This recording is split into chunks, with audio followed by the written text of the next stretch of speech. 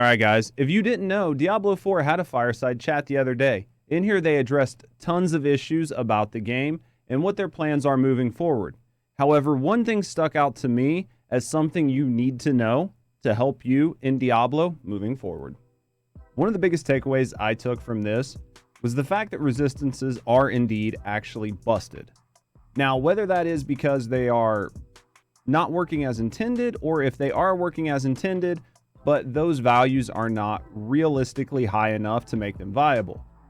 We'll go over sort of what was said during the chat, and then after that, we'll look at resistance and armor in the game, and why you shouldn't be using resistances, and why you should be using armor. We've had a lot of people, especially like content creators and others that have kind of been a little confused on how things like resistances actually currently work.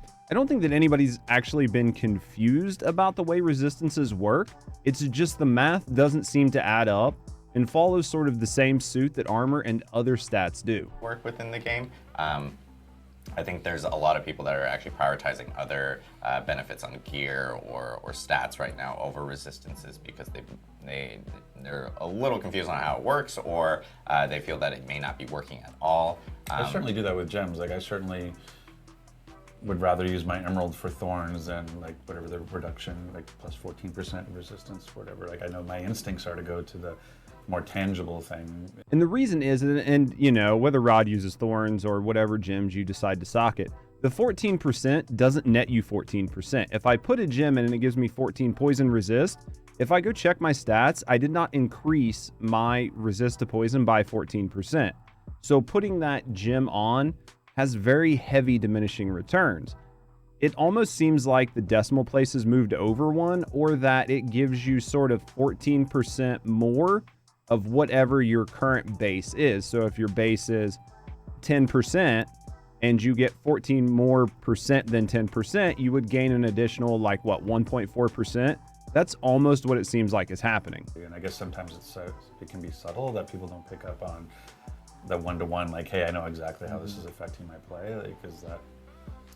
Yeah, the resistance case is one where the system has a lot of different inputs, and there are some of those have multiplicative scaling, and we have sort of some things we want to accomplish with that system too. We want to encourage players to get more resistances as they go up higher in world tiers, which is why there's an effect on your resistances as you go up in world tiers. Right, and what Joe's getting ready to say is the higher world tier you go, pretty much the harder your base resistances are nerfed. Oh, that might be clear to some people. It was like that. So basically, as you move up in world tier, your current level of resistances will get sort of right, and so that you have to kind of reacquire that resistance. Yeah, and what we're seeing right now is that because of the way all of these, there's also an effect where your armor provides physical resistance and also provides half that amount of elemental resistances. And because all of these things are interacting in a complex way, it can be hard for people to figure out exactly how they work. Right. But regardless of that. And what he's talking about there is, say you put on a piece of gear and it gives you 10% more armor, right?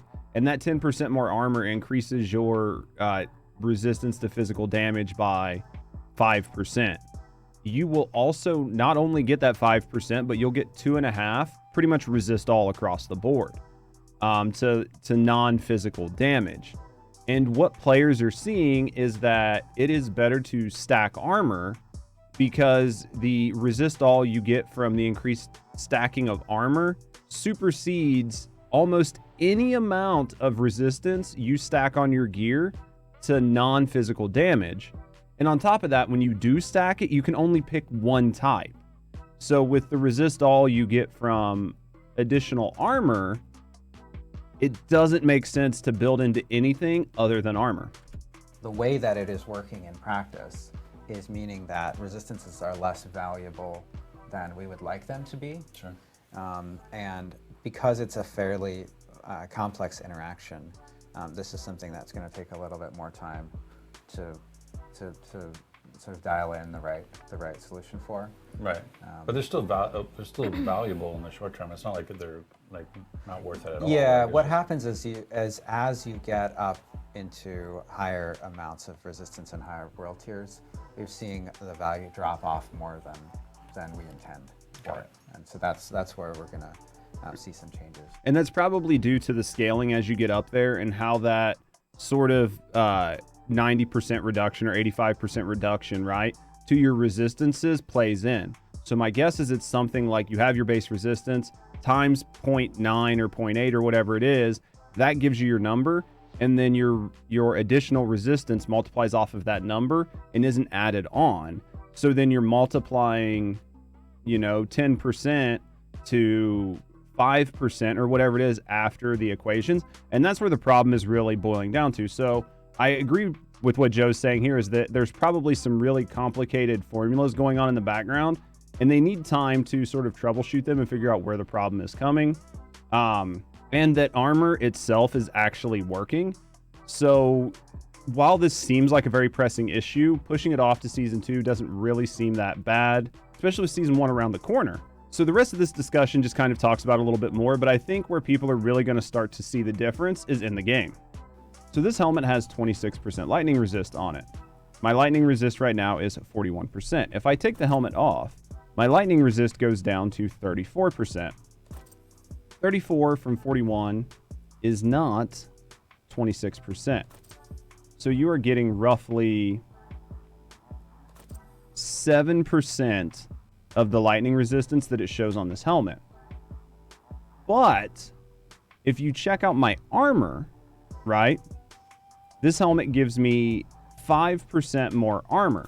So without this helmet, I'm getting 4,000 armor, and it reduces the physical damage taken by 38%.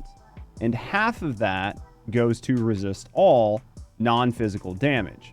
That's how it's set up. So by putting this helmet on, we go from 38% to 60% damage reduction. So we went up 22% damage reduction, physical damage. And then we get half of that in elemental damage resistance across the board for all of these. So at this time, and until season 2 comes out, you are better off trying to stack damage mitigation through armor and get the resist all from that, than trying to stack non-physical elemental resistance on your gear, because you can only really work on one, and it's not a 1-for-1 upgrade. So with everything we've just seen about how armor gives you non-physical resistance and how much non-physical resistance you can get from your armor, the most overpowered defensive stat in the game right now is going to be your armor stat, because of how low elemental resistances are in the game and how it seems like they're not correctly functioning. Hopefully this video helps you out in later stages of the game when you're really struggling with taking a lot of damage. Instead of building into your non-physical resistances, try really working on gaining a lot of health and stacking as much armor as you can, because the armor will give you non-physical resistance as well. It sounds like this is not going to be fixed before season 2, so for the foreseeable future, this is how you should build your characters. Hopefully you've enjoyed the video. If you have, consider checking out our backlog of Diablo 4 content. And as always, have a great day.